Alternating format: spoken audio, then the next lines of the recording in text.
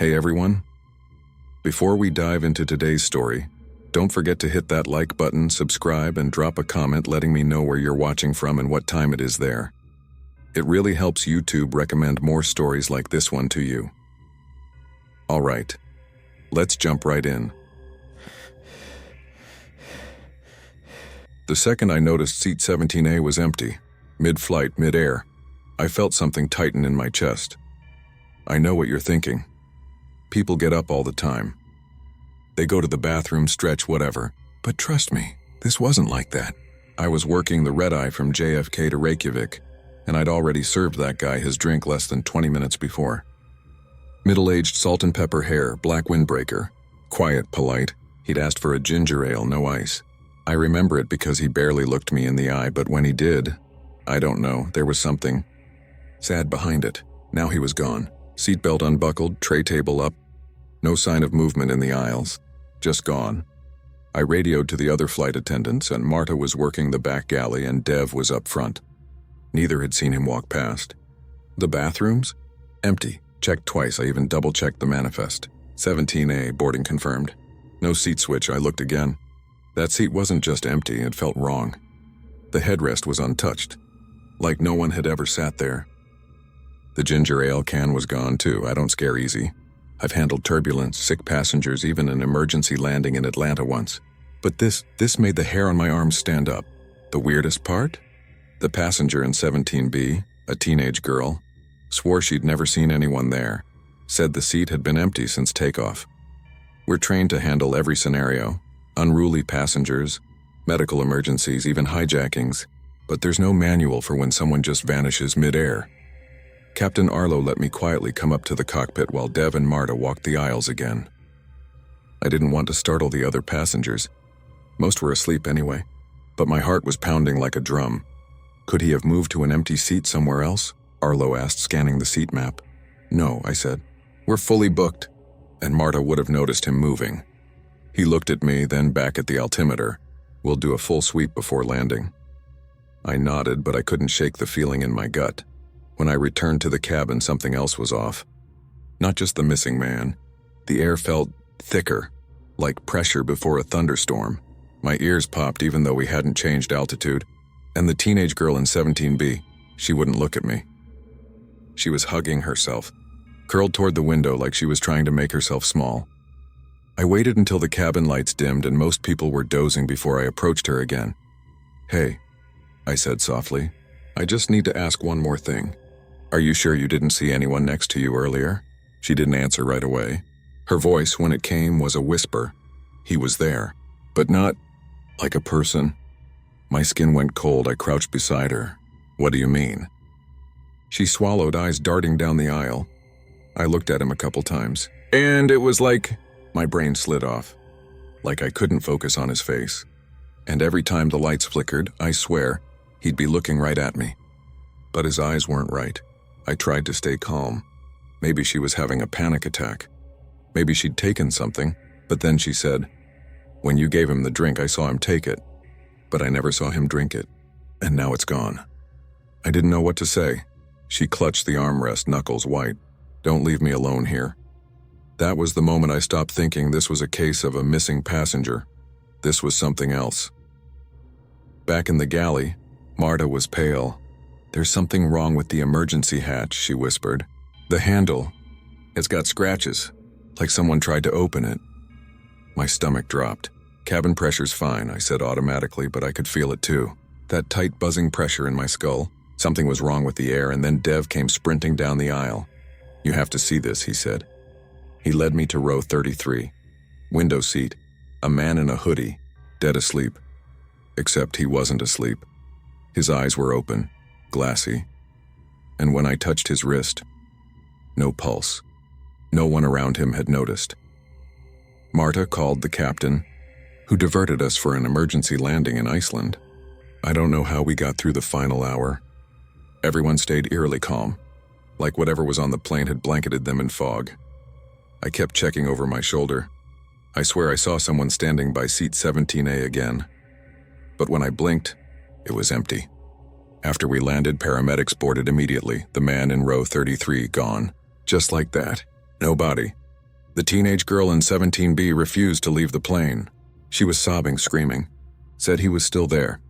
Airport security escorted her off. I filed a report. So did the rest of the crew. But they told us we were mistaken. That there was never a passenger in 17A. No booking under that name. No CCTV of him boarding, nothing. The airline scrubbed it all. Flight logs, records, manifest, all clean like he'd never existed. But I remember him. I still see him. Sometimes when I close my eyes, I feel that same pressure in my ears.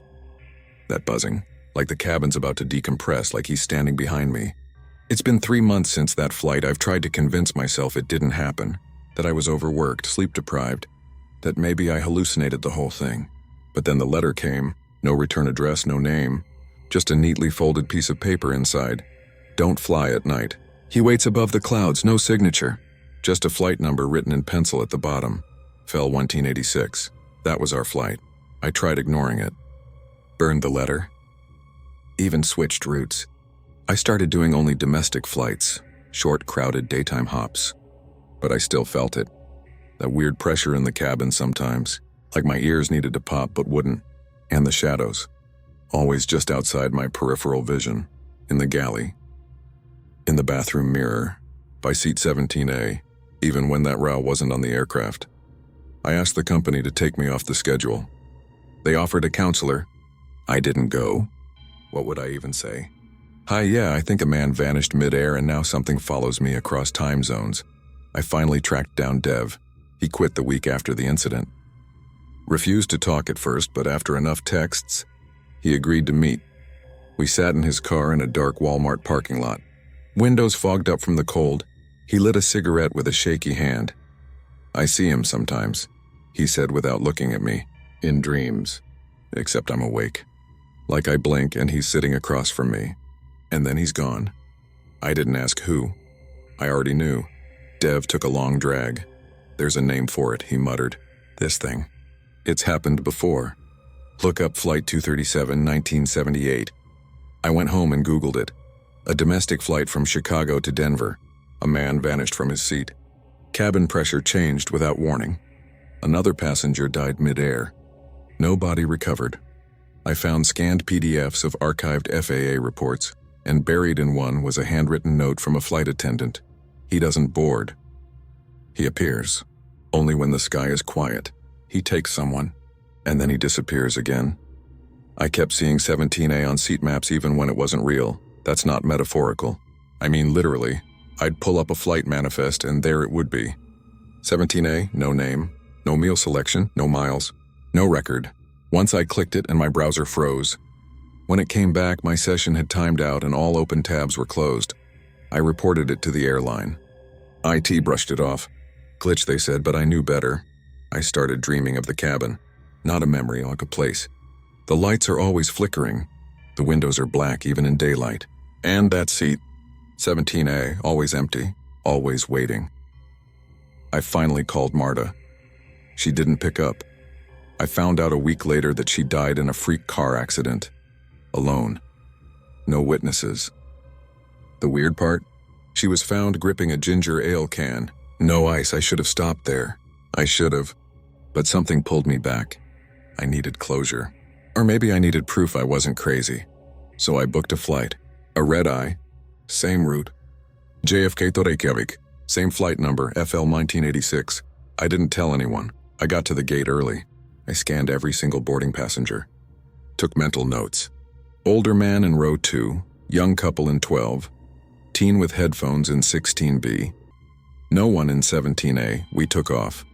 I felt it the moment we hit cruising altitude. That tightness, that pressure behind the eyes, and then, somewhere over the Atlantic, the seatbelt sign dinged off. I looked. 17A was occupied. I swear to you, he wasn't there during takeoff. But now he sat perfectly still, hands folded on his lap. Same windbreaker, same hair, same distant expression. I couldn't move. Something about looking at him. It's like your brain short circuits. Your body forgets how to react. I forced myself to stand. Walked past row 16, then 17. He didn't move. But as I passed, I swear he turned his head, just slightly. Enough to see me out of the corner of his eye. They weren't human eyes. Too dark. too deep, like two holes punched through the world. I didn't tell the other crew. Not yet. Instead, I walked the cabin. Everyone was quiet.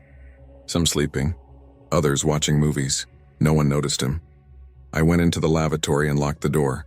Splashing water on my face didn't help. I felt nauseous, dizzy. The air smelled like metal. I opened the door and stepped back into the aisle, and nearly screamed. He was gone. Seat 17A was empty again.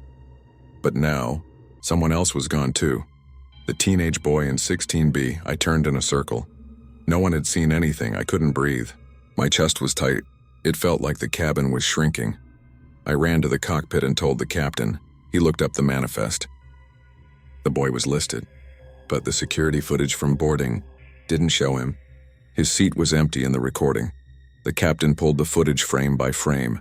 17A was empty in every frame. And then, for one single second, the screen flickered, and there he was, looking right at the camera. We landed early, again. The airline said nothing was wrong. Again, the reports were buried. I resigned that night. I thought it would end there. But it hasn't. Passengers keep disappearing. Flight logs keep glitching.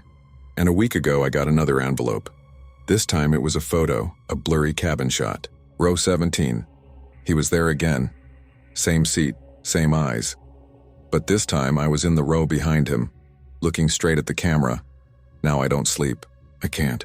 Every time I close my eyes, I see the cabin, hear the hum of the engines, feel the pressure shift. And I know one day soon I'll wake up back on that plane and I won't be in my seat anymore.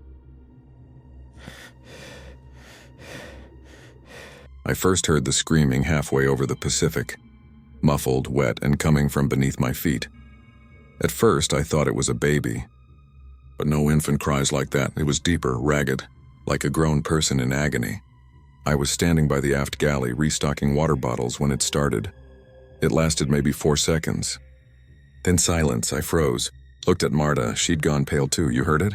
I asked. She nodded. Cargo hold? We both glanced down. You can't access the hold during flight. It's sealed and pressurized. No one should be down there. No animal shipments. No prisoners, nothing. We radioed the captain. Maybe a hydraulic noise, he said. Sometimes the air systems make strange sounds. This wasn't air. We tried to move on, but 20 minutes later the scream came again. This time longer, clearer, definitely human. And desperate. Passengers started noticing. A woman asked if someone was sick. A guy in business class said he felt something rumbling under his feet. Dev snuck away and pulled up the cargo records. Manifest listed 5 suitcases, a surfboard, and 1 coffin. Unclaimed body from Honolulu, named James Talama. Heart attack. No relatives claimed the body for over a year. Still, it didn't explain the screaming. The third time it happened, it was louder. Too loud. The walls seemed to breathe with it.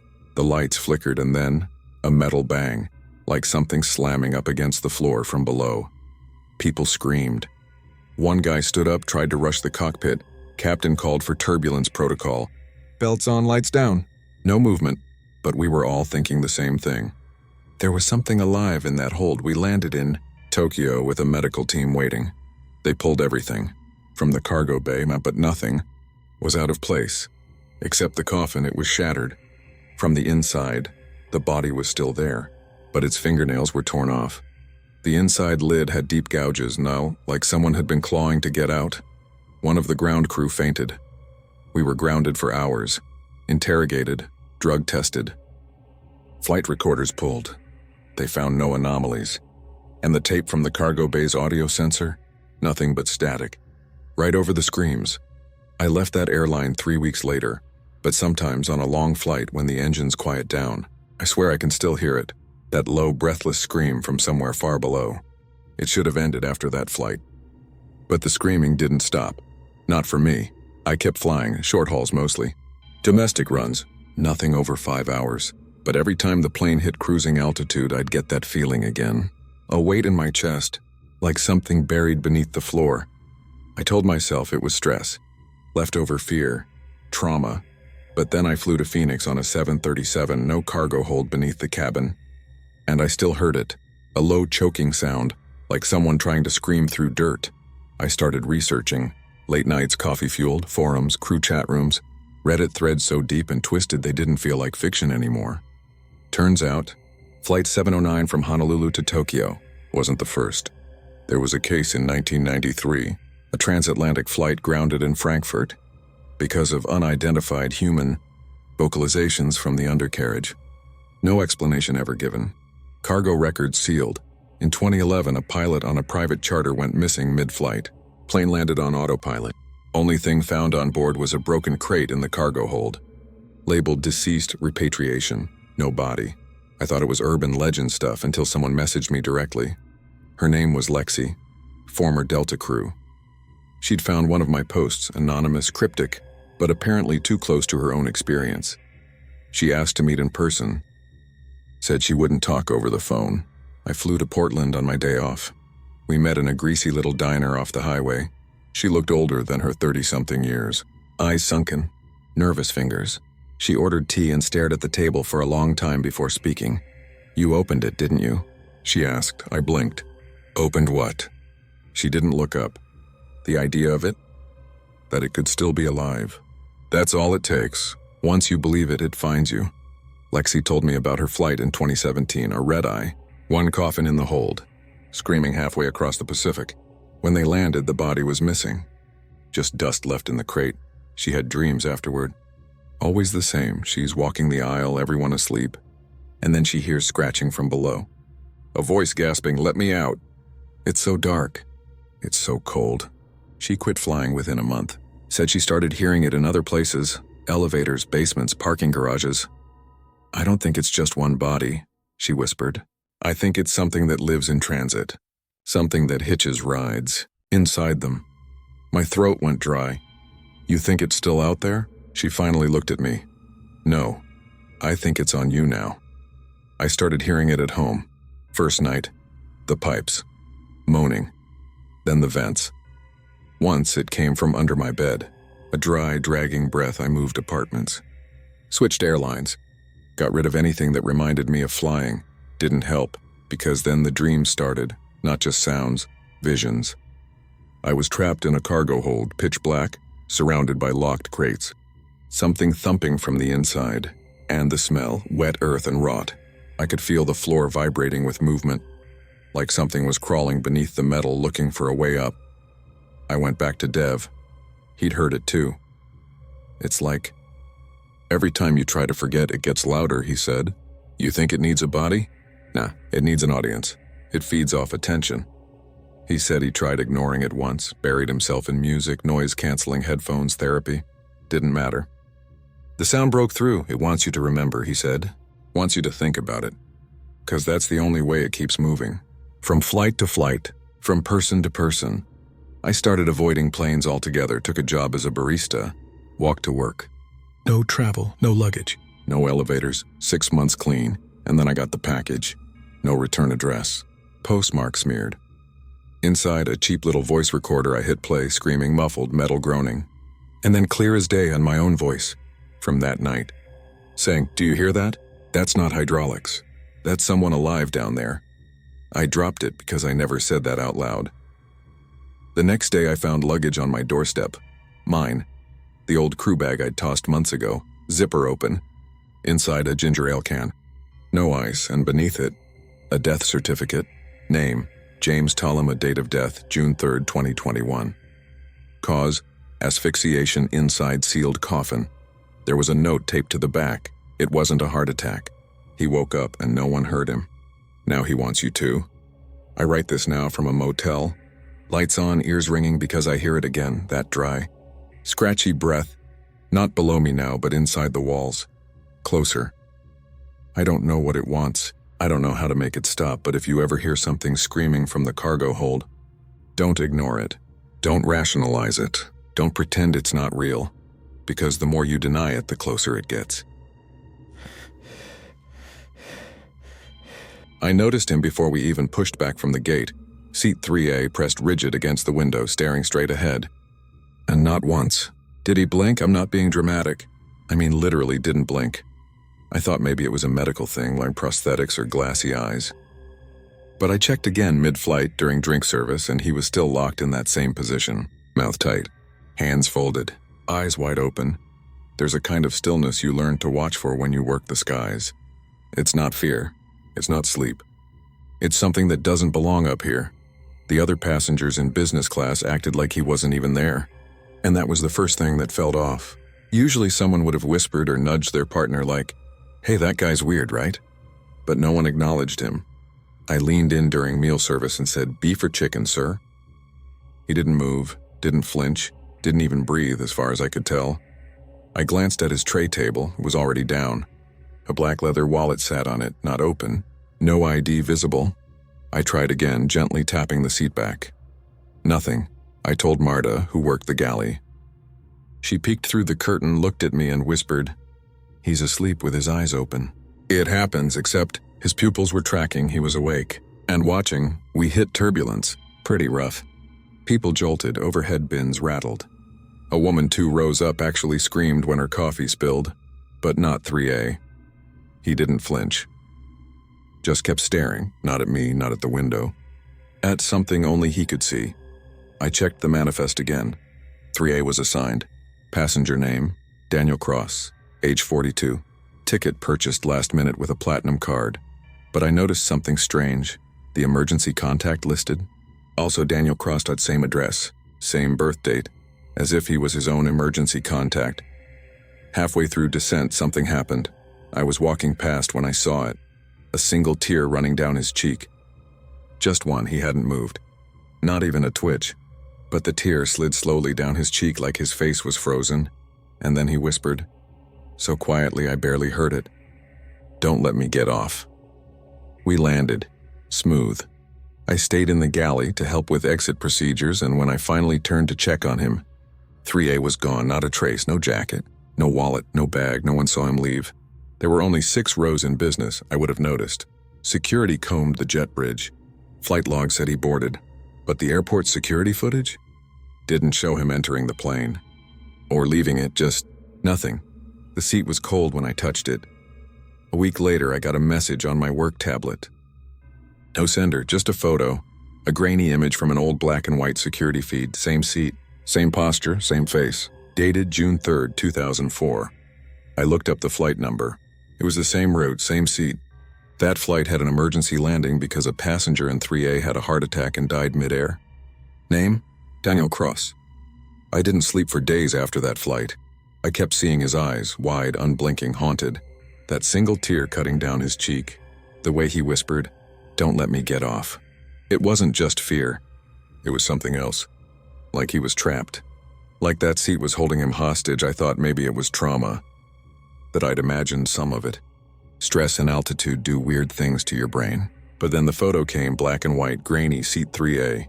Same man, same stiff posture, hands folded, eyes staring. Timestamp, June 3rd, 2004. It was labeled Flight 224 JFK to Heathrow. I'd just flown that same route last week. Same seat, same name on the manifest. I filed a report again. This time I included the photo. Told my supervisor everything. Left out the supernatural stuff. Just described him as unresponsive, suspicious behavior. Possible medical emergency. A few hours later, I got a call from someone in corporate risk compliance. Never heard of that department. He asked how I got the photo. I said it was sent anonymously. Then he asked me something that chilled me. "Did he speak to you?" I hesitated. "Yes, just once," he said. He didn't want to get off the plane. Silence. Then the guy said, "Okay, you're going to be placed on ground duty for a while. Until this clears." I asked, "Wait, am I being punished?" He said, "No, you're being protected." And then he hung up. I was grounded for 19 days. They said it was for rest, but I could feel it. Something was watching. Something was waiting. And it didn't like being ignored. It started small TV turning on by itself. My Alexa repeating, "Seat 3A is now boarding." I unplugged everything. Slept with the lights on. Then one night I woke up in total darkness. Power out. I heard the ding, the chime that plays before announcements on a plane. Except I was in my bedroom. And then, a whisper. Right behind my ear, "You let me off." I turned. Nothing there. Just the shape of my closet door, half open. Shadows inside thick and wrong. I broke. I drove to the airport at 3 a.m., shaking, barely dressed. I needed to see a real person. Needed to check. The red-eye to Heathrow had just landed. Same flight number, same aircraft model. I used my old crew badge to get through the employee gate. The cleaning crew had just boarded the empty aircraft. I stepped on board, and everything hit me at once. That smell, recycled air, burnt coffee, cold leather. But this time the air felt thicker. Like it didn't want me there, the lights were flickering. And 3A? Occupied, I froze in the galley. Couldn't move, he was sitting exactly like before. Hands folded, eyes wide open. Not moving, not blinking, but this time something was different. He was smiling, not a warm smile. Not friendly. It was the kind of smile you'd see on a wax figure, pulled too tight. Skin pale, teeth showing, but dead, I whispered, "Daniel?" And then, the lights flicked off completely, pitch black. Silence. And then, behind me, a voice. Wrong name. I ran. Bolted down the aisle. Through the jet bridge all the way to the employee parking lot. Didn't look back once. That night, I booked a flight home to my parents. Quit the airline. Burned my uniform. Blocked every coworker. But the next morning an envelope was slid under my hotel door. Inside, a boarding pass. Flight 224. Seat 3A. Passenger name, Daniel Cross. But in the corner, handwritten in red ink, it read, "Not the first. Never the last." I spent the next few weeks digging. Every Daniel Cross I could find. Turns out there was a real Daniel Cross. Died on board a flight from Heathrow to JFK in 2004. Heart failure. His body was taken off during emergency landing in Iceland. But that's not the creepy part. I found multiple cases. Different names. Same story. Same seat 3A over and over. One article buried in a forum from 2008 said, "They're not passengers. They're echoes. Flight memories that got stuck mid-air. They don't move on. They just keep flying, waiting for the right person to notice." That's what I think now. It wasn't just Daniel. It's something older. Something that wears the memory of Daniel, or whoever was unlucky enough to die in 3A first. Like a mask, every flight it reappears quiet, frozen, watching, waiting for someone to see it. And once you do, it follows you, because it wants more than just your attention. It wants your seat. Last week I got an email from a random Gmail account. No message, just an image, a blurry photo of the back of my head, sitting in seat 3A. Face turned toward the window. Except I haven't flown in months. That photo wasn't me. And now, every night I dream of being on a plane again. It's always empty, always dark, always freezing. And I'm strapped in seat 3A, paralyzed. And across from me, in the reflection of the window, I see a man in my uniform. He's smiling. He doesn't blink. The first time I saw the baby in seat 10C, I thought my eyes were playing tricks on me. We were halfway through the boarding process for Flight 777 to Toronto. A short hop went barely 90 minutes gate to gate. Standard load, nothing unusual. Until I glanced down the aisle and saw a baby alone, strapped into 10C, no adult next to them. No car seat. Just a baby, maybe 9 months old, sitting upright, staring straight ahead. No crying, no blinking, no movement at all. I blinked and looked again. The seat was empty. I figured it was stress. I'd been flying 3 days straight, pulling double shifts to cover for a sick crew member. Sometimes your brain glitches. You see things. But I couldn't shake the chill. 30 minutes later, after takeoff, I walked through the cabin checking belts. The lights were dimmed. Everyone was dozing. That eerie silence settled in. The kind only happens at 36,000 feet when time feels thin. And as I reached row 10, there it was again. The baby in the middle seat. Same posture, same expression, face pale, lips slightly parted, wide eyes too still, and this time, it was looking right at me. I stopped walking, just froze. I looked around. The aisle seats were empty in that row. A man was asleep 2 rows ahead. A woman had headphones in across the aisle. No one else reacted. I leaned forward, my throat dry. And just like that, it was gone. Seat empty. No impression on the cushion. No blanket, nothing. I didn't say anything right away. We get all kinds on these flights. People hallucinate.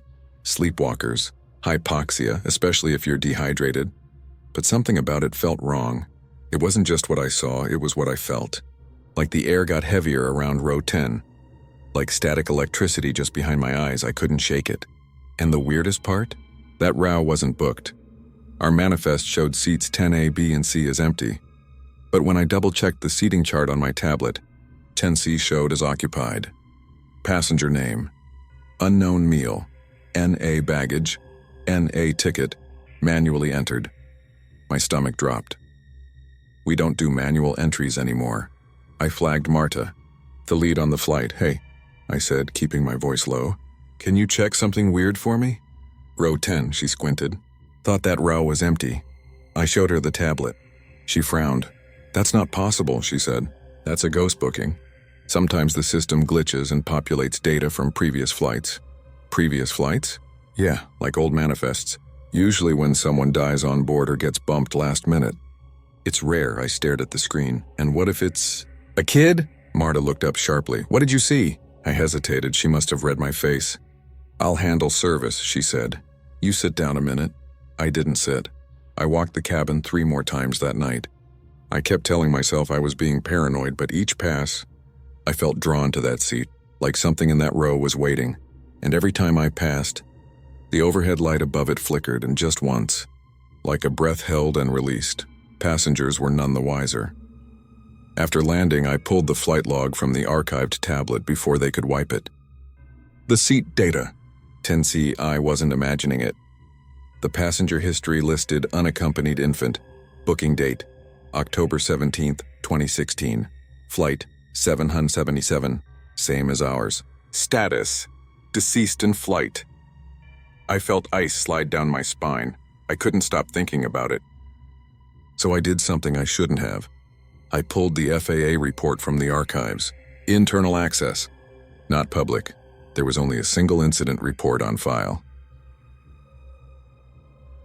Date: October 17th, 2016. Flight 777. New York to Toronto. Incident summary. Infant passenger suffered sudden respiratory failure mid-flight. Mother attempted CPR, cabin crew responded. No pulse, medical assistance at gate confirmed death. Infant was 9 months old. Cause undetermined. Case closed. I wanted to throw up. Same flight number. Same seat, same exact age range as the baby I saw. It wasn't a vision. It wasn't a glitch. Something from that night is still on board. I went to Marta the next day. Told her everything. She didn't laugh. She told me something that made my blood run cold. "I've flown that route 5 times, she said, and every time, someone reports seeing a baby in 10C. I asked, "What did the mother do after the flight?" Marta paused. She never got off. She was right. I dug deeper. News stories, obituaries, Reddit, nothing. Not even a name, no public death record. No viral post. No grieving mother in the news. It's like the airline erased it, like they didn't want anyone to know that baby ever existed, but something on that flight still remembers, and now I can't stop seeing the baby. Not just on planes. In reflections. In the rear-view mirror of my car. In the black window of my oven. In the static between channels when I can't sleep. Sitting there. Still. Watching. A few nights ago, I had a dream I was flying again. Back on 777, cabin empty, lights dim, I walked the aisle slowly. Row 10 ahead of me. That flickering light, that thick air, that static buzz, and then I heard it, so soft I almost missed it. A baby's laugh, just once, followed by a whisper. "Where's my mommy?" I woke up crying. I haven't flown since, but I still get emails from crew who work that route. New hires. Nervous attendants, they all say the same thing. "We keep seeing a baby in seat 10C. But when we go back to check, there's nothing there. And now the glitch has started showing up in other flights. Not just 777, but other aircraft. Same row, same seat. Always 10C. I didn't want to go back. I tried everything to avoid flight 777. Traded shifts, called in sick, even filed a formal avoidance request. But it didn't matter. The scheduler put me back on the Toronto run 2 weeks later. Maybe it was a coincidence, or maybe it was something else. Either way, I was back at the gate, staring through the glass at the familiar 737, engines humming quietly under the jet bridge. It looked the same. But now, every part of it felt wrong. As I boarded, I caught myself scanning the rows even before the passengers were on. Row 10 was empty, and of course it was. But the second I stepped past it, I felt it again. The air shift. That invisible tension. Like walking through a heat wave that only existed around that one seat. And as I passed, the overhead light above 10C flickered. Just once. Midway through boarding, an older woman stopped beside me. Tight curls, pale blue eyes, worn travel coat. She held up her phone. "Excuse me, is this seat taken?" I glanced down. See, I froze. My mouth went dry, but I nodded. "Yes, it's unassigned. But if you'd like to move up a few rows, I want this one," she said quickly. Then softer. "This is where I need to be." She said it like a confession. Not a request. I let her sit. I couldn't explain why, but I had to know. Something in me needed to see what would happen. The flight departed like normal. No turbulence. No crying babies. No electrical issues, but I couldn't stop looking at that woman. Row 10, seat C. She sat ramrod straight the entire time, hands folded, eyes closed, and like she was waiting for something or someone at cruising altitude. I walked past her to offer drinks. As I leaned over, she opened her eyes. Her voice was barely a whisper. "He's still here, isn't he?" My heart nearly stopped. "Who?" She looked at the seat next to her, 10B. I heard him cry once, then nothing, and no one believed me. But I know he's here. I looked at the manifest again on my tablet. Her name was listed. Passenger Lila Granger. Date of birth 1974 and under special. Notes internal tag. Infant incident 2016. Flagged. Suppressed my hand. Was shaking as I tapped the screen. She was the mother. I sat across from her during crew break. We didn't speak for a long time. Then finally she said, "They made me leave him on the plane.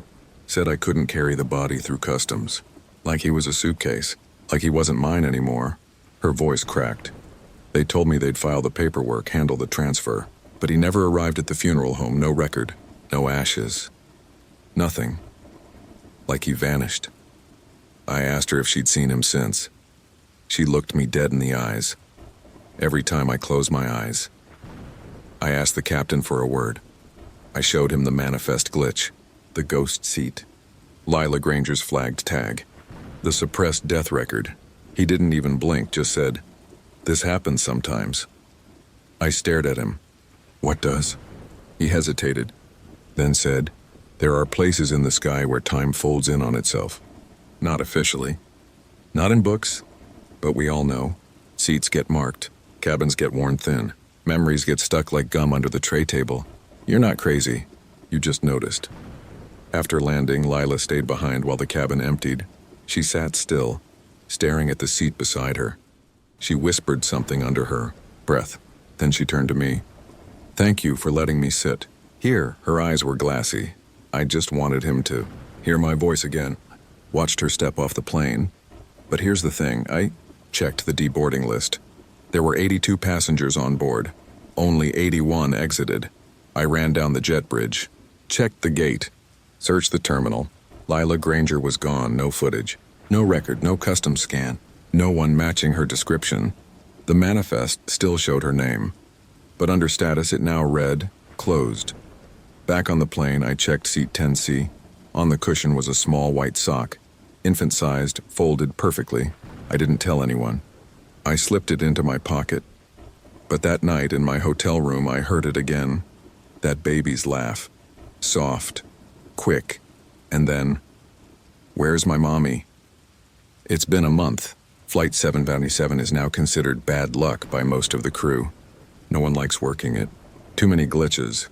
Too many reports of strange smells, flickering lights, and yes, a baby crying in an empty row. The airline calls it ghost noise. They've tried deleting the seat entirely. Changed the layout. Reassigned row numbers, but somehow 10C always comes back. I kept the sock. Sometimes I leave it on my nightstand. Sometimes I hide it in a drawer. But no matter what, by morning it always ends up on the passenger side of my car. I think that baby is still flying, still waiting for his mother.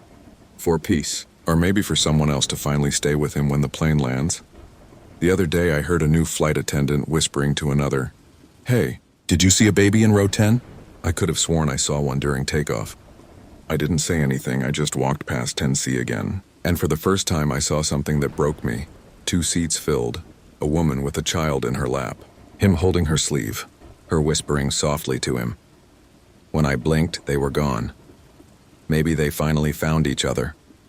Maybe the loop is broken, or maybe they're just waiting for the next plane. The moment I saw him step onto the plane, I knew something was off. He had no luggage, no carry-on, not even a phone.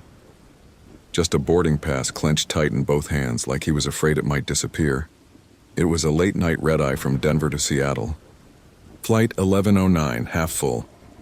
We were expecting a quiet one, the kind where passengers doze off before takeoff and you barely do 2 drink runs. I was working the front galley, and I remember noticing the man because of how still he was. Everyone else shuffled on, heads down, checking seats, juggling headphones, snacks, bags. He walked slow. Didn't look at anyone. Didn't blink, and he wasn't old. Maybe mid-30s. Neatly dressed. Slacks, gray sweater, clean shoes. But he had this hollow, unfocused stare. Like he was trying to remember what being human felt like.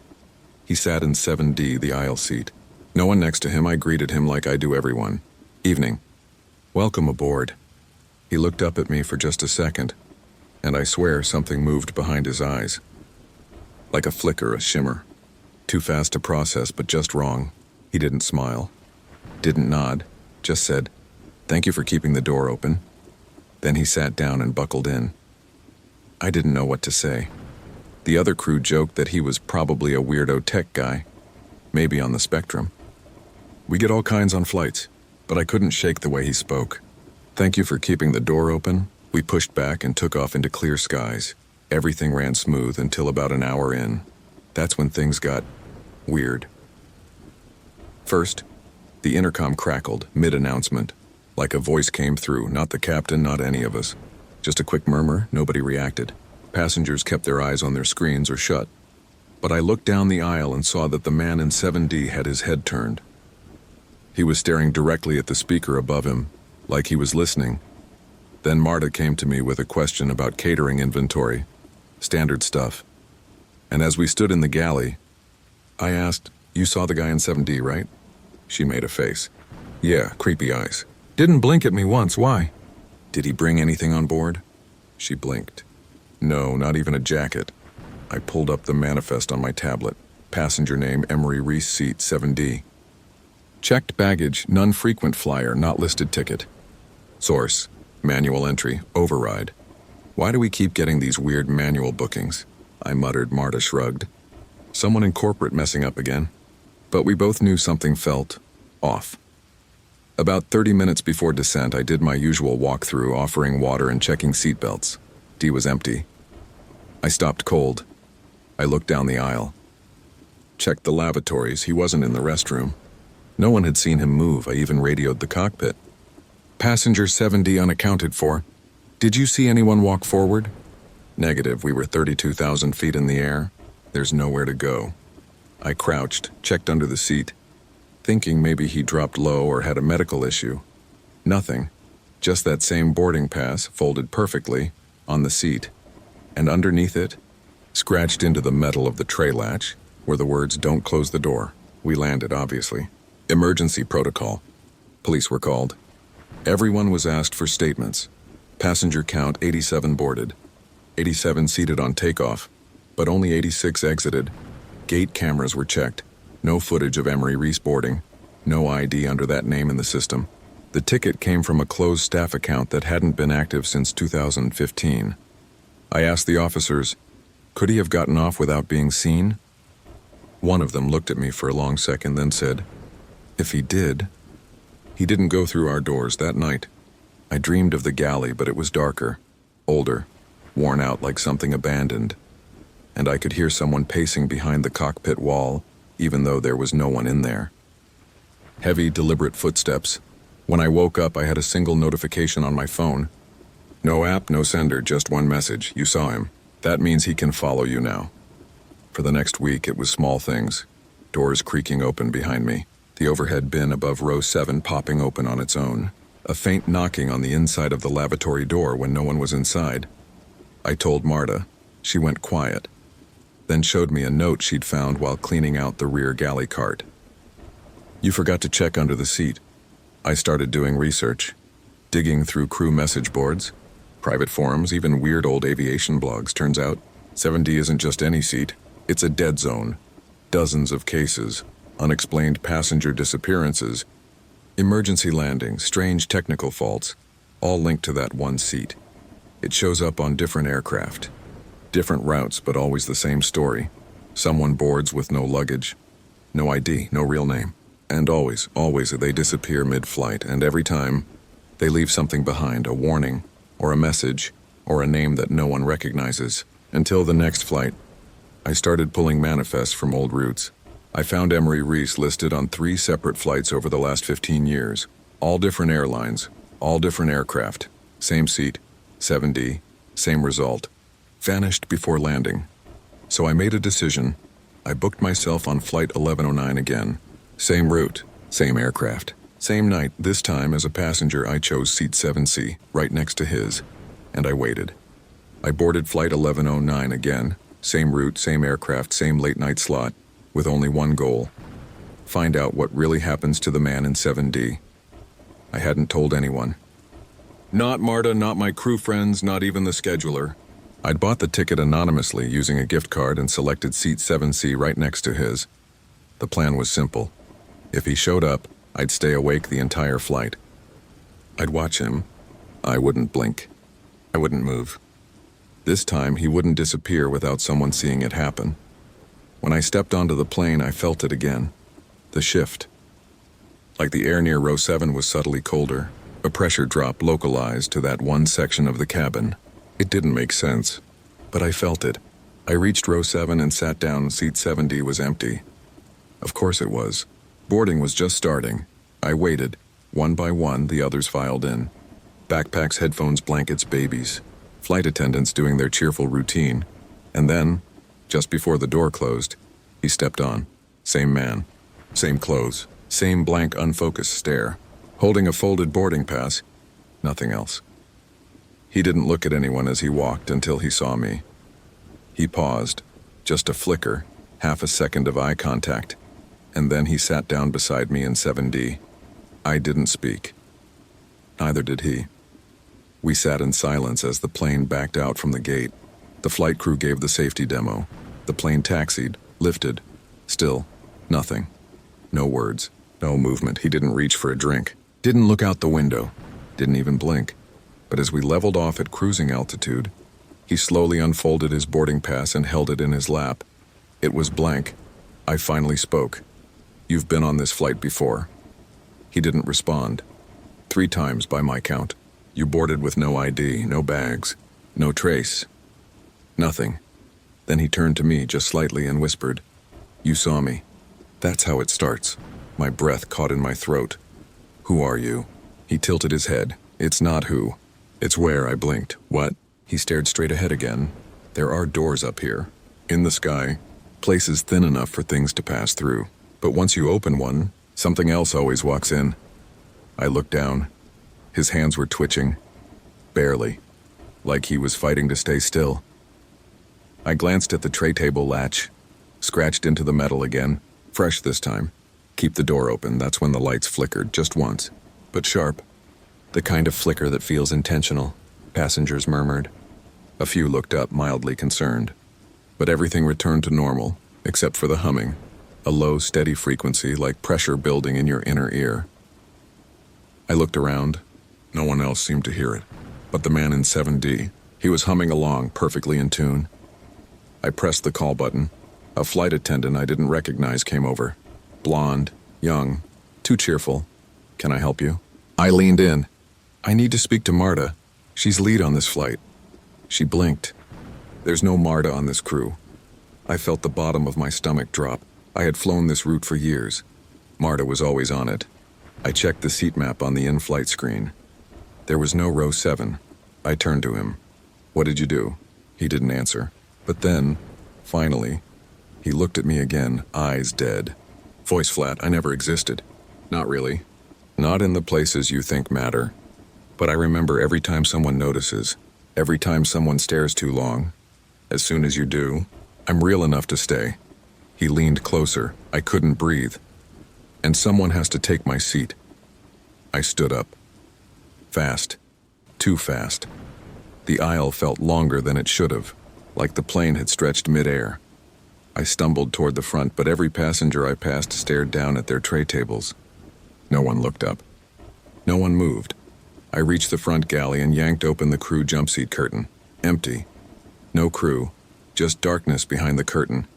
And then, over the intercom, a voice. Flight 1109 is now arriving at Gate 7D. Please remain seated for transfer. I ran back to my seat. D was empty. The man was gone. In his place? A small object. I reached down, trembling. It was a boarding pass, my name on it. But the seat? D, not 7C, which I'd booked. 7D, I flipped it over. Handwritten in red. Thank you for taking my place. We landed without incident. Flight logs showed 86 passengers. 86 deboarded. But when I got to the gate, security was waiting. They asked me to come with them. In the small office, they pulled up footage from the flight, from the boarding ramp. There I was, stepping on alone, no one behind me, no one beside me. They played footage from the cabin. Seat 7C, me. Seat 7D, empty. I was put on medical leave. Required to see a therapist. Flagged for occupational fatigue. But here's the part that won't leave me alone. A week later, I tried flying as a passenger again. Different route. Daytime, new airline. They scanned my boarding pass. The agent frowned. That's weird. You're not an 18A anymore. Looks like the system moved you. To where? She pointed at the screen. 7D. Every time I book a flight now, it happens, no matter what seat I choose. The boarding pass always says 7D. I tried driving across the country. No flights for 3 months. Then one morning I woke up in a hotel, tray table beside me. Seatbelt around my waist, outside the window. Clouds. The in-flight screen blinked. Welcome to Flight 1109. I don't think I'm living anymore, not really. I think I'm in transit, not dead. Not alive, just passing through, seat by seat. Waiting for someone else to notice me, and when they do, maybe then I can finally get off. I heard the call button ding for the 5th time in a row. Same row, same seat. Even though that seat had been empty since we left the gate. We were an hour into Flight 301, from Dallas to San Diego. Middle of the afternoon. Easy skies. The kind of flight where the biggest complaint is a warm Diet Coke. I was restocking the galley when the first ding came. No big deal. Call buttons go off all the time. Usually it's someone needing water or hitting it accidentally when they shift in their seat. I checked the screen. Seat 21F. Rear cabin. Window seat. I made a mental note, grabbed a cup of water, and headed back. Row 21 was mostly empty. The aisle and middle seats were occupied. A guy with earbuds in watching something on his tablet, and a teenage girl reading a paperback. But 21F? Empty. I checked the overhead bin, closed, no jacket on the seat, no tray table down, no footprints on the floor. I even double-checked the manifest on my tablet. Unassigned. I asked the passengers if they'd bumped the call button by accident. Both said no. The girl didn't even look up from her book. I reset the button, headed back up the aisle. Not 30 seconds later. Ding, same seat, same tone. But this time, the indicator light didn't just blink once. It pulsed. I called Marta over, told her what was going on. Probably a wiring issue, she said. That or some condensation got into the circuitry again. We get little glitches sometimes, and lights blinking, tray tables rattling. Nothing serious, but I could tell she was just trying to make me feel better, because when we went back to check again, there was something on the seat, just a single item. A small, yellow stuffed bear, tiny, the kind you clip onto a diaper bag. No one had seen it before. The girl said it wasn't hers. The guy shook his head, and that's when Marta said the thing that made my stomach twist. Wasn't there a baby death on this route a few years ago? I didn't want to believe her. But later that night, after we landed, I dug into the reports. Sure enough, Flight 301, same route.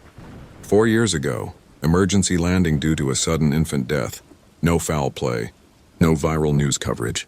Just a quiet, devastating tragedy in the back of the plane. Row 21, seat F. That should have been the end of it. But the next day, on a totally different flight, different route, different aircraft. I got the same ding. I froze, checked the screen.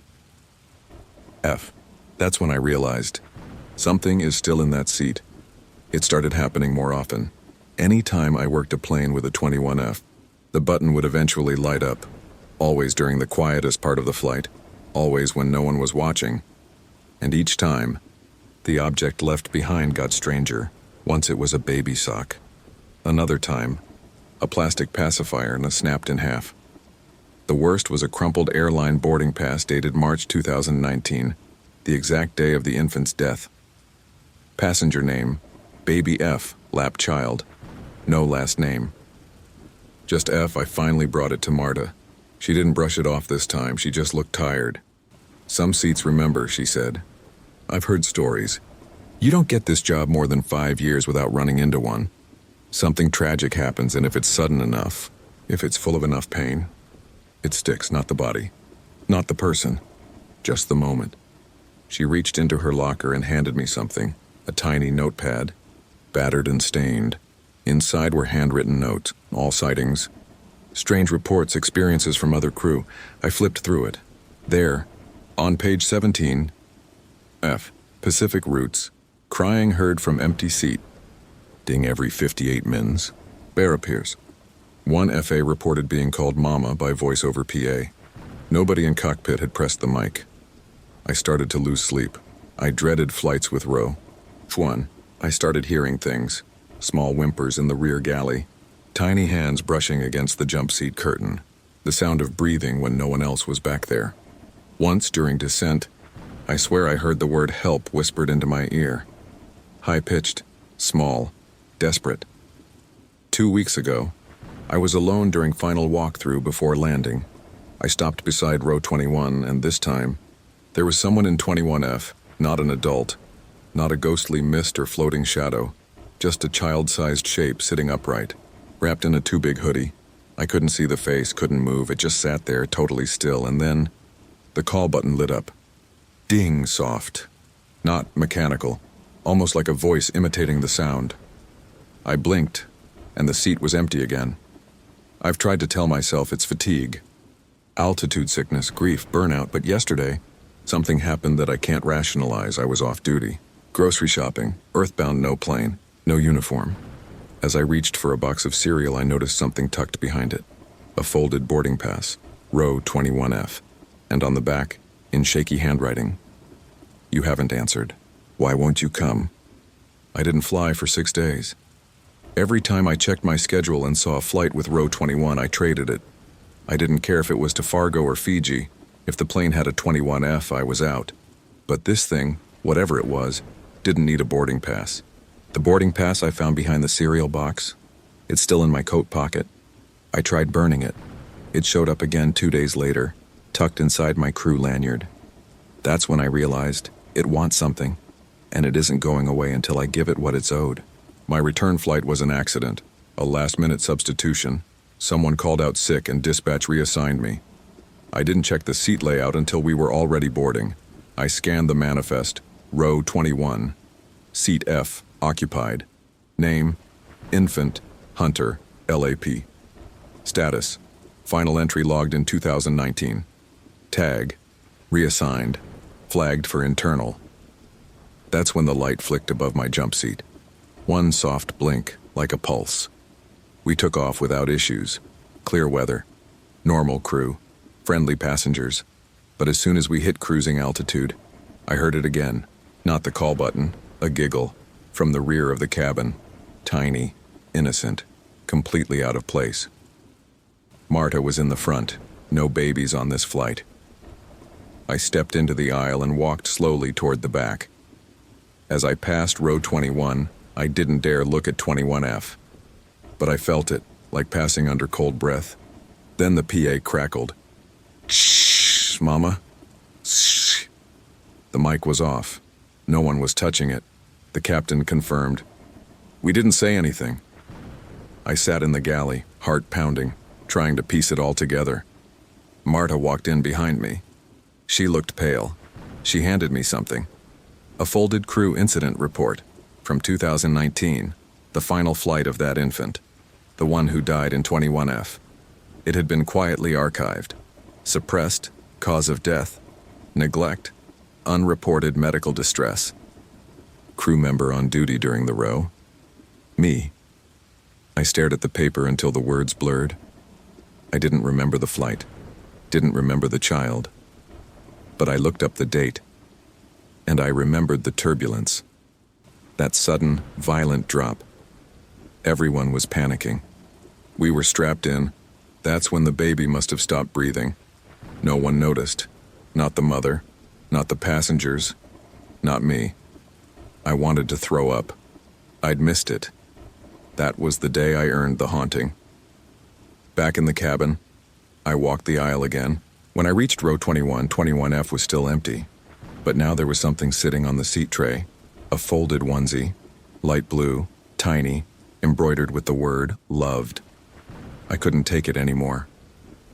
I slid into 21F and sat there, cold soaked into my spine. The cushion felt wet, heavy. I whispered, "I'm sorry." Nothing happened. I said it louder. "I'm sorry I didn't hear you. I should have come." Still nothing. Then, right next to my ear, "You heard me now." The light above flickered once, and then like a breath exhaled, the seat felt warm. The cold lifted, and from somewhere deep in the walls, like from the bones of the plane, I heard a tiny laugh, just once. When we landed, I stayed behind after everyone deboarded. F was empty. No bear, no onesie, no seatbelt unbuckled, but the call button no longer glowed. I thought maybe it was over, until I reached my car in the employee lot. Taped to the windshield was a note. Handwritten. "Thank you for listening. He's not alone now." I checked the manifest that night, out of habit. Seat 21F, permanently removed. No longer bookable. No electrical input. Flagged as inactive memory seat. The airline knows. They've known. They just hope no one asks too many questions. I don't hear the call button anymore. But sometimes on quiet nights I'll see it light up on another crew member's screen. Just once. Then vanish. Like something trying to see if someone else will listen this time. We're not trained for this. They teach us CPR, evacuations, hijackings, not ghosts, not guilt that lives inside a seat. All I can do now is tell the truth, because maybe that's what the baby wanted all along. Not to haunt, but to be heard. I'd been flying for 8 years when I met her, a flight attendant who smiled too wide, never blinked, and didn't exist in any of our records. It was a red-eye out of LAX. Midnight departure. Half-full plane, mostly solo travelers slouched in hoodies or passed out before takeoff. Nothing unusual, and until I met the new girl. I was walking through the forward galley when I saw her. Dark bob haircut, perfectly ironed uniform, even the old-school gold wing pin we hadn't used in years. She was facing the jump seat mirror, adjusting her collar. I figured she was a new hire. "You must be the reserve from the swap list," I said, smiling. "I'm Jamie." She smiled back, tight-lipped, eyes glassy. But she didn't say her name. Just nodded once and turned to prep the coffee cart. I'll admit it. I was annoyed. We've all worked with cold crew members, but something about her was off. Like she was mimicking behavior she'd read in a manual but didn't understand. When I came back 10 minutes later, she was gone. I checked both galleys, restroom. No one had seen her leave. Marta said no one else had checked in for our route. We were a crew of 4. Manifest showed the correct staff IDs, no extras, no one missing, no one added. I brushed it off. Told myself I was tired. But around 2 a.m. during final cabin check, I passed row 14 and she was there, in the aisle, just standing. No cart. No tools, no tray, staring down at a sleeping man, frozen. I approached slowly. "Need help?" She turned her head, too slowly, and smiled again. Same tight smile. And then walked away without saying a word. I followed her toward the galley, but by the time I turned the corner, she was gone. I didn't sleep after that flight. First thing I did was pull the cabin crew log for Flight 380, 4 names. Mine, Marta, Devin, and Sal, no fifth, but there, in the middle of the log, A strange edit history tag. Accessed 11:47 p.m. by employee. Go. That's not a real ID, that's the placeholder the system uses when someone logs in from outside the network or from a dead account. I went to HR. Asked about employee. Verso 0. The woman behind the desk. Froze for a beat, just long. Enough to give herself away, then smiled and said, "Probably a glitch," but as I stood to leave, she said one more thing. "If you see her again, don't let her serve the drinks." I didn't know what that meant. Until the next flight. This time, I saw her during boarding. She was pushing a cart up the aisle, but her hands weren't on it. They hovered just above the handle. Passengers didn't notice her. A few looked past her like they didn't register she was even there. She stopped at row 12, reached into the cart, pulled out a drink can and just held it, like she was waiting for the man in the seat to open his eyes. He didn't. But a minute later, he started choking. I ran over. "Hit the call button." Marta followed. The man couldn't breathe. He was purple, convulsing. We got him help. Emergency landing. EMTs boarded. Later, the doctor told us he'd gone into anaphylactic shock. From the water he drank, he'd never had allergies. No history, no reaction to water. Ever. Unless it wasn't really water. After that, I searched the system for old crew terminations. I filtered for any deaths in uniform, any unexplained accidents mid-flight, and found her Lila Jansen. Hired 1998, died. 2003 heart attack in the galley. Mid-service alone, her body wasn't found until landing. She'd been gone for 2 hours. No one noticed. Cabin footage showed her collapse mid-aisle. But the weird part? After she died, the drink cart kept moving. I couldn't breathe. Same haircut. Same uniform. Same badge. Same smile. Lila Jansen had been dead for 22 years, and now she was serving passengers again. After I found her name, Lila Jansen, I couldn't stop thinking about that footage.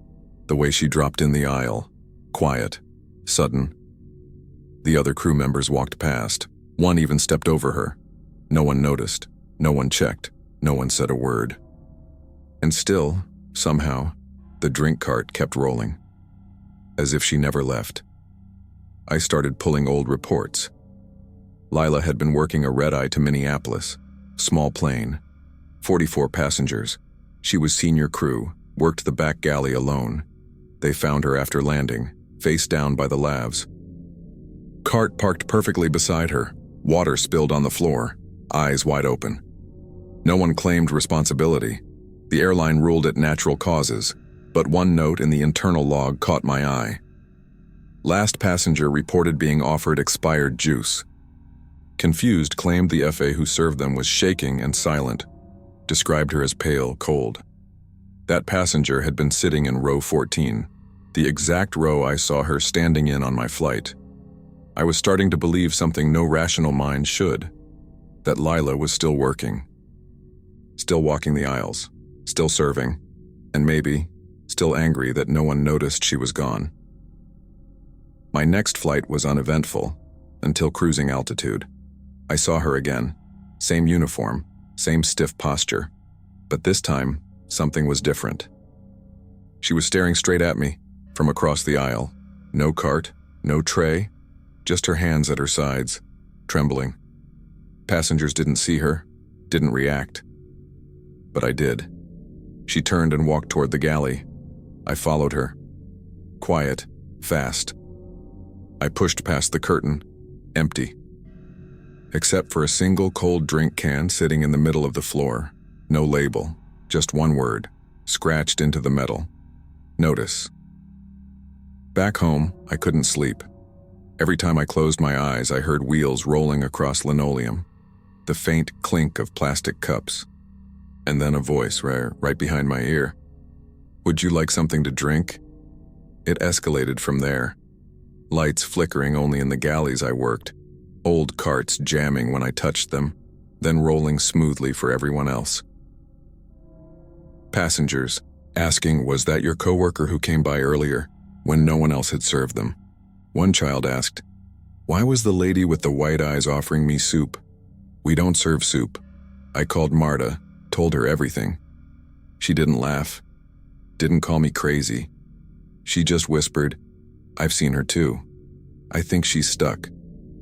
Caught between shifts. If no one acknowledges her, she keeps clocking in. But if someone really sees her, I think she tries to stay. That was when I realized something chilling. Every flight I saw her on, someone got sick, fainted, had a panic attack. One man had a seizure. One woman choked on ice. All of them had accepted drinks from the cart. Not our cart, her cart. I had to stop her. Not for me, for the next crew, for the passengers. So I did something I wasn't supposed to.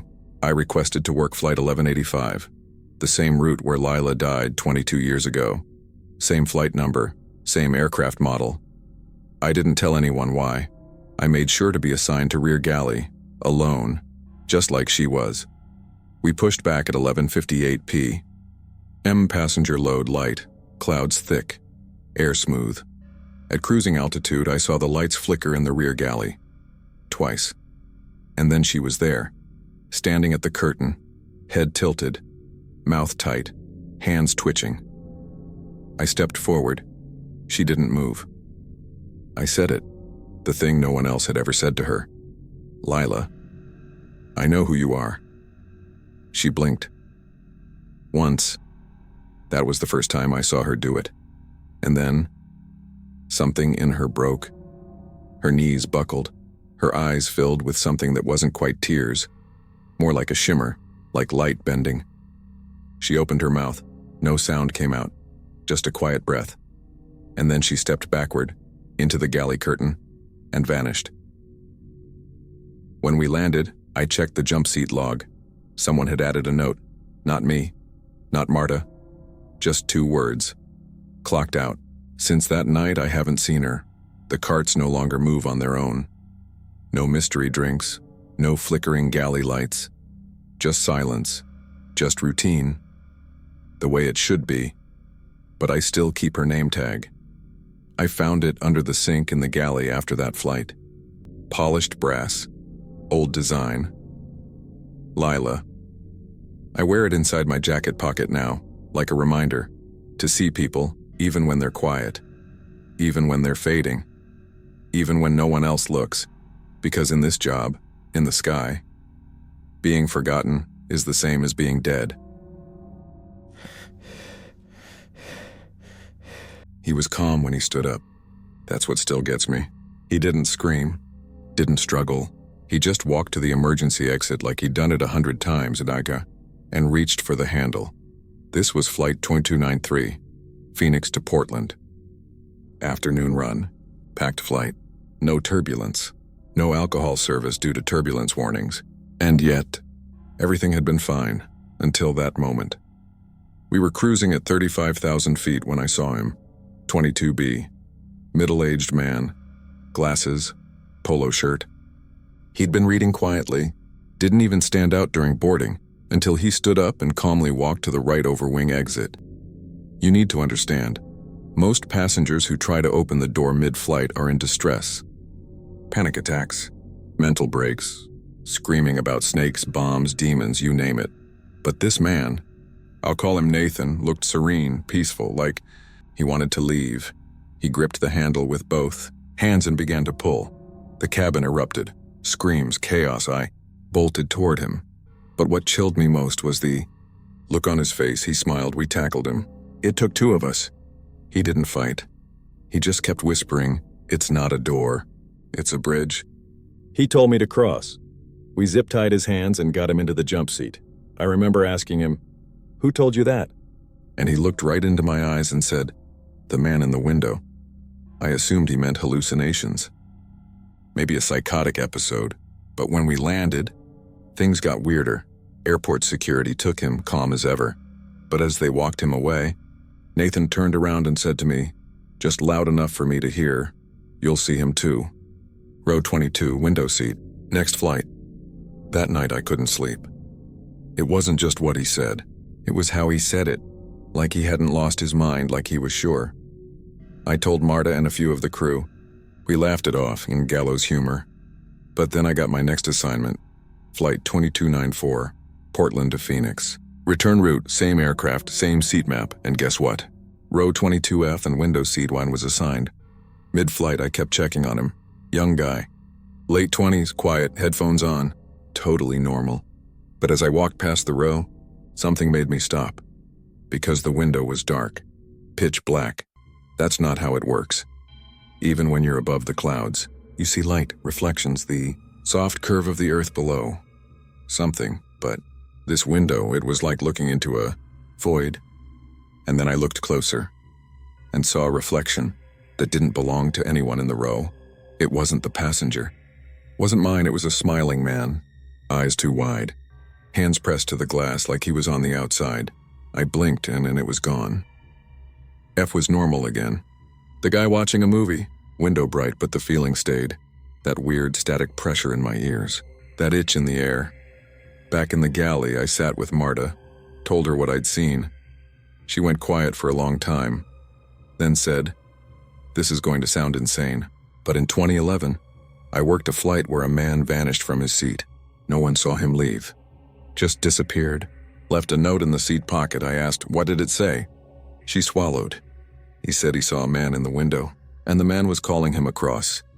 After that, I started pulling reports, quiet ones, buried in HR, flagged internal review only, all across different airlines. Passengers trying to open exits mid-air, not in panic, but in calm obedience. Some disappeared.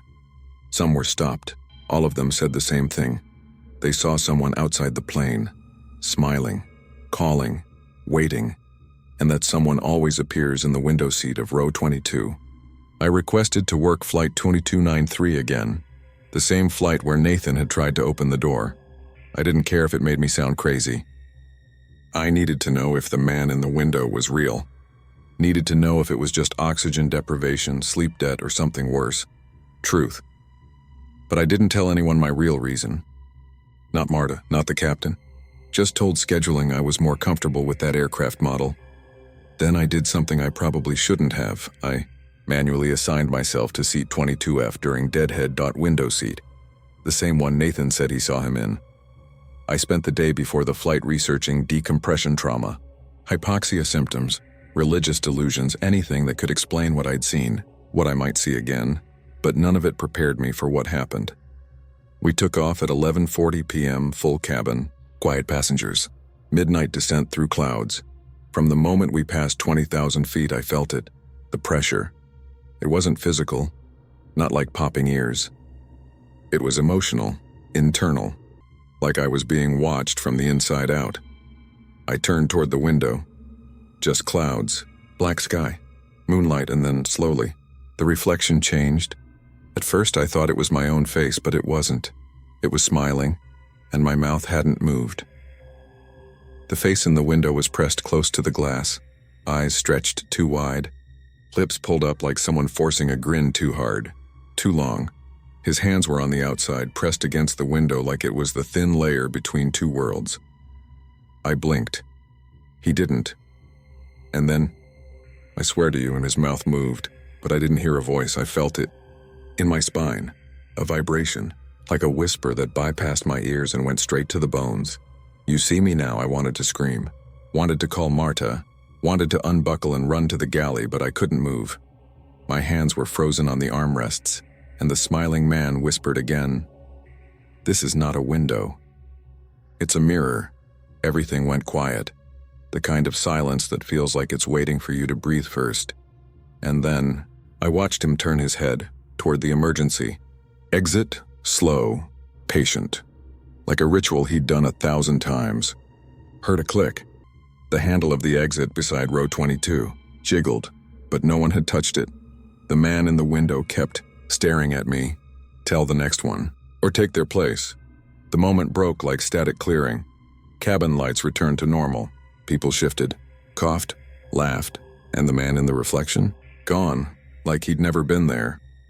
But I saw something on the glass. Faint. Just for a second. A handprint. From the outside. When we landed, I tried to file a report, but the internal system crashed as soon as I typed 22F. I asked IT about it. They looked confused, said that seat didn't exist in the software anymore. I checked the newest aircraft configuration. Row 22, removed entirely. Seat map rerouted, internally flagged as non-seating memory row they'd known for years. 2 days later, I got an envelope in my locker. No name, no return label. Inside was a flight printout. Passenger, Nathan Evers' seat, 22F, status, deceased, ground incident. 2017, I thought he'd been arrested, but no.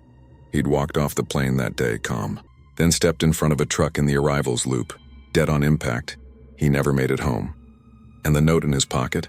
He asked me to leave the door open. That night, I had the dream. I was in the plane again, but it wasn't flying. It was suspended. Not in the sky, but in nothing. No clouds, no light, just silence. And beside me in 22F was the man from the window, smiling. His voice echoed inside the cabin. The sky is hollow. It echoes the dead. You just have to sit still long enough to hear them knock. I woke up to a ding on my phone. Flight alert.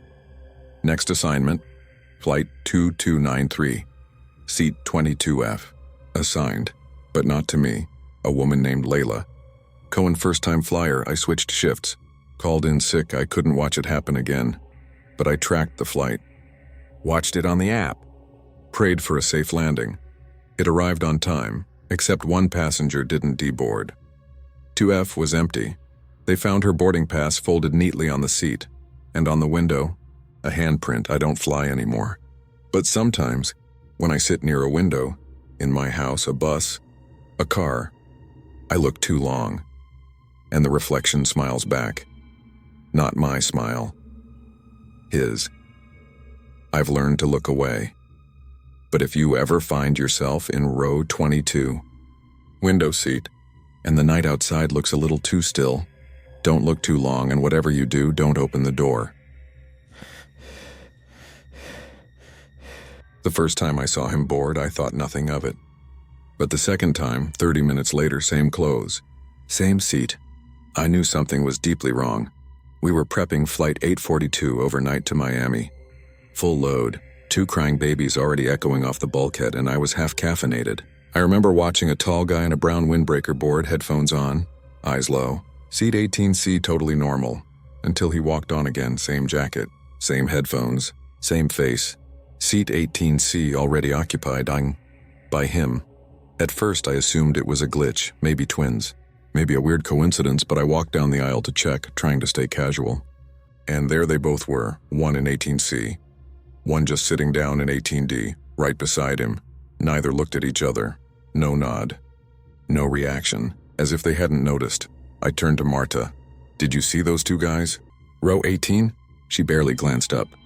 What about them? They look exactly alike, she frowned. Didn't notice. You think they're brothers? But that wasn't it. Same clothes. Same wristwatch. Same scar above the left eyebrow. I checked the manifest, only one passenger booked. Evan Mathers, 18CI, walked past the row again. Only one man there now. 18D was empty. I swear on my life. I blinked and the second one was gone. No one saw him leave. I checked the rear lavatory. Empty. Jump seat area. Empty security footage from the gate. Only one scan. One boarding pass. One Evan.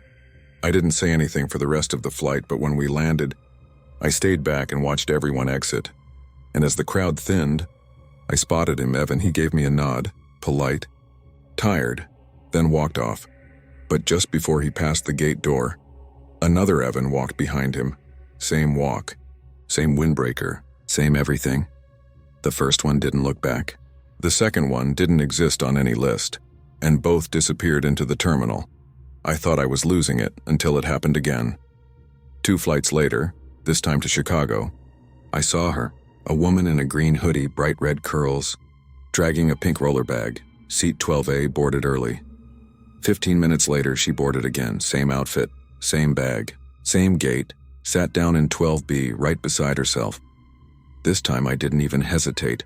I walked straight up and said, "Hey, can I see your boarding passes?" They both reached into their bags at the exact same time, but only one pulled something out. The other just froze. Still, silent, like a paused video. Then before my eyes, she just stood up and walked away down the aisle, past the galley, and gone. After we landed, I pulled security logs again. One boarding scan. One bag. One seat, but 2 sightings, and the woman. When I confronted her after the flight, she just looked confused. What are you talking about?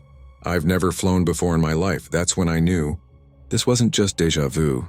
Something was duplicating, copying, or maybe something else was wearing people-like clothes. I started tracking the sightings. They always came in pairs, a real passenger.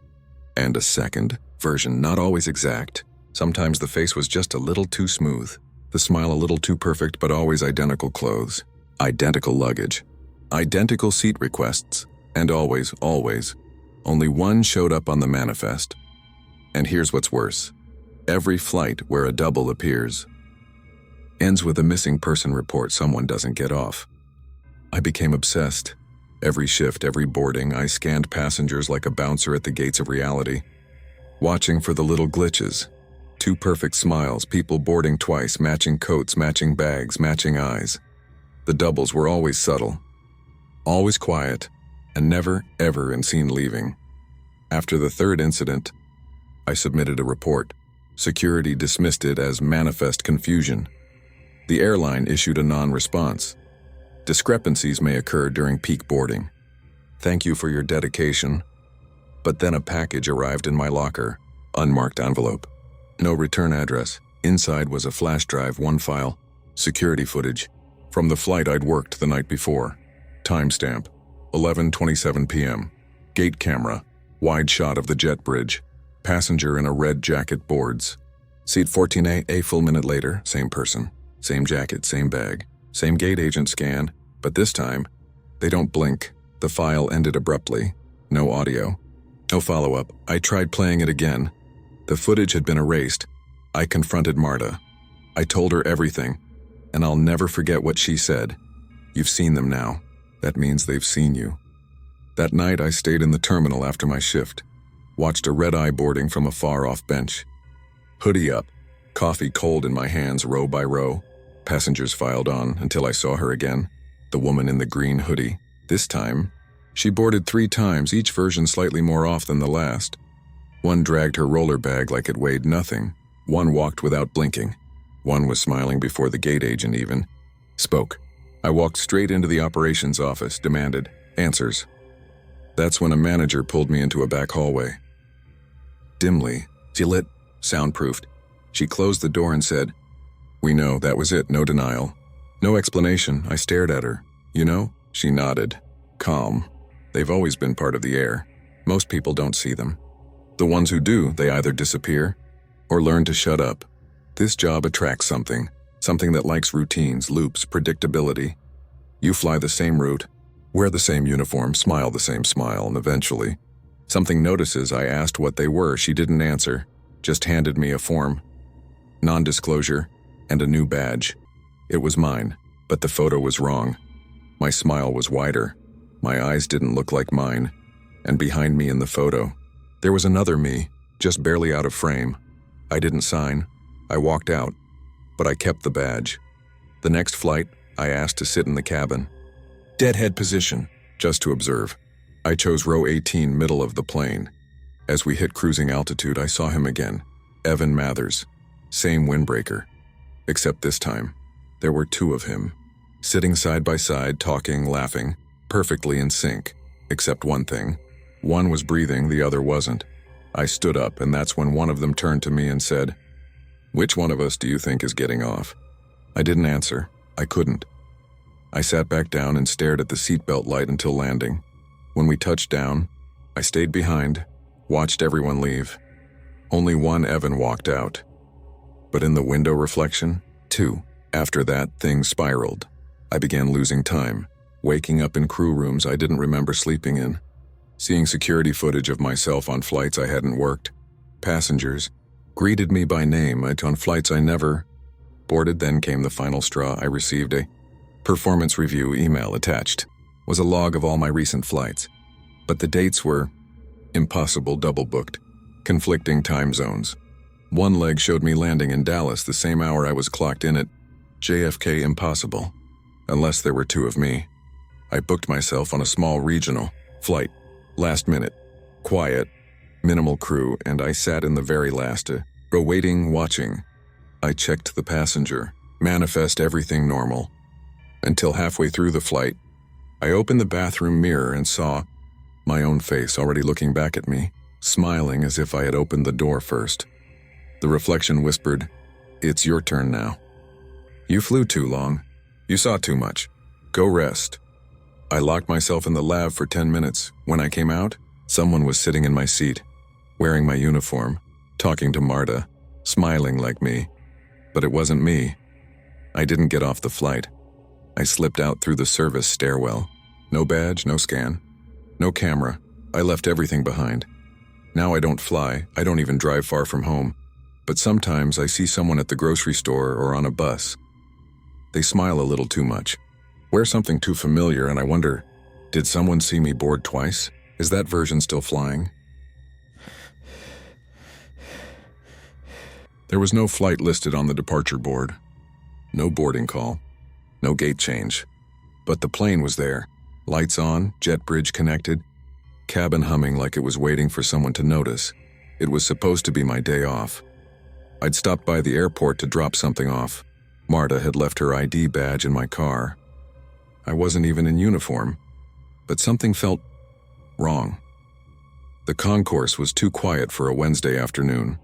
No boarding groups, no kids, no loudspeaker announcements. Just this humming silence that pressed behind my ears, and then I saw it. Gate 47A. I knew for a fact that gate had been unused for weeks due to construction. But there was a plane parked there, doors sealed, cabin lit, jet bridge open, and as I got closer, the screen above the gate flickered to life. Flight 0. Final boarding. He stopped walking. There was no such flight, no destination listed, no airline branding, just I saw boarding. Maybe I should have walked away, but I didn't. I stepped closer. Inside the gate window, I saw movement. A figure walking down the aisle, uniformed, back turned, hair pulled into a tight bun. It looked like me. I stumbled backward, heart racing, then I blinked, and the window was empty. I should have reported it. Should have walked away. Instead, I stepped onto the jet bridge. No gate agent, no crew, no sound, but the cabin door was open, just slightly. And from inside, I heard a ding, that familiar chime, the call button. I walked in. The air inside was cold, stale, like a plane that hadn't flown in months. But everything was spotless. Polished trays, folded blankets, it looked ready. But the strangest thing, every seat was filled, every single one. Passengers sat frozen in place, no movement, no blinking, like mannequins dressed in clothes that didn't match any decade. Some wore suits from the 60s, some tracksuits from the 90s, a few in uniforms I didn't recognize at all of them perfectly still, eyes open. I turned to leave, but the door had shut behind me. The lights flickered and the PA crackled. Voice came through, scratchy, warped. "Thank you for boarding. Final flight now departing." The engines rumbled to life, except there was no captain. No crew, no controls. I rushed to the cockpit, empty, no seats, just static on the comms, and the smell of burnt plastic. I went back into the cabin, and that's when I saw her sitting in jump seat 1L, head turned. Watching me, it was me, but not just a reflection, older, eyes hollow, smile tight and exhausted. She didn't speak. She just lifted one hand and pointed toward the intercom panel. I walked over. A sticky note was taped beneath it, scrawled in red ink. "You missed your connection." I turned back. She was gone. The cabin began to shake. Overhead bins rattled.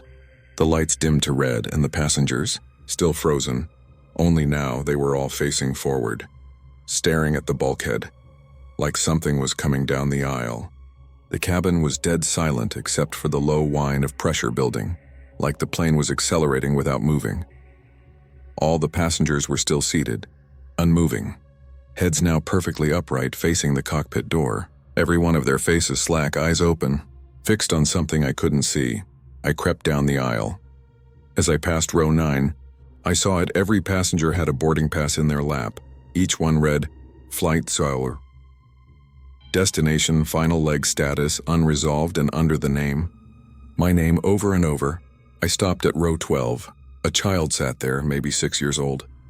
Blonde hair, holding a juice box in both hands, but the juice box was moldy, rotting. His hands were too pale. When I leaned in, I realized he wasn't breathing. None of them were. They weren't passengers. They were leftovers. People who were lost in transit, mid-air heart attacks, vanished manifests, emergency landings with missing bodies, no-shows that were never logged. Every one of them had been forgotten. And this flight, this thing, collected them. I ran to the jump seat, tried the intercom. Dead. Then the PA came on by itself, same warped voice. We will now begin our final descent. Please remain seated, or stay forever. The aisle lights turned blue. That humming returned, sharp, low, inside my chest. I heard footsteps approaching the cockpit door, not running, not shuffling, just steady, rhythmic coming closer. Then a hand reached around the door frame, gripped the edge. Pale fingers. Blackened nails. It was me, but not me. My own face peered around the door, smiling, eyes glazed. Skin hollow. She looked directly at me and whispered, "If you board the wrong flight enough times, eventually you become part of the route." I turned and ran, back down the aisle. Past row after row of frozen passengers, I screamed, "Let me off!" The only response was the hydraulic hiss of landing gear deploying. But we weren't anywhere. Outside the windows, black. No stars. No lights, no ground, just a gray fog pressing against the glass like the sky itself was closing in. I reached the rear door, pulled the handle. Nothing. No alarms, no wind, just silence, like the door wasn't even real anymore. I collapsed into the rear jump seat, shaking. The intercom crackled again. Now arriving. All stops forgotten. Final crew member may now disembark. One overhead bin popped open, just one, and inside, my old flight bag, the one I lost in Atlanta 2 years ago. I pulled it down, unzipped it. Inside was my old uniform, perfectly folded, a name tag I haven't worn in months, and beneath that, a photo, a candid picture of me, standing in the galley, smiling. But behind me in the photo, a shadow, wearing my face. The plane lurched, every screen blinked once, then displayed the same message. "Thank you for flying. Please return to your assigned role." And then, from the front of the cabin, I heard something, a whisper, thousands of voices layered, repeating one word. "Stay, stay, stay." I stood, took the bag, walked slowly to the front galley, and there she was, myself, standing in the jump seat, waiting, smiling. She didn't fight me, she just stepped back into the lavatory, closed the door behind her, and I heard the lock click. The intercom lit up. My hand moved on its own. I picked up the receiver, and before I could stop myself, I spoke. "Cabin crew, prepare for landing." We didn't land, we never do. But the cabin resets, lights flicker back to warm white, blanket straighten, seatbelt, signs reset. And the call button in 22C dings once, another. Shift daughter, another loop. Flight 00 begins boarding again. I smile, I nod, and I wait. Because the plane needs a crew, and someone always steps on, just for a second, to drop something. Often when they do, the jet bridge pulls away, the door seals, and they don't remember choosing this gate.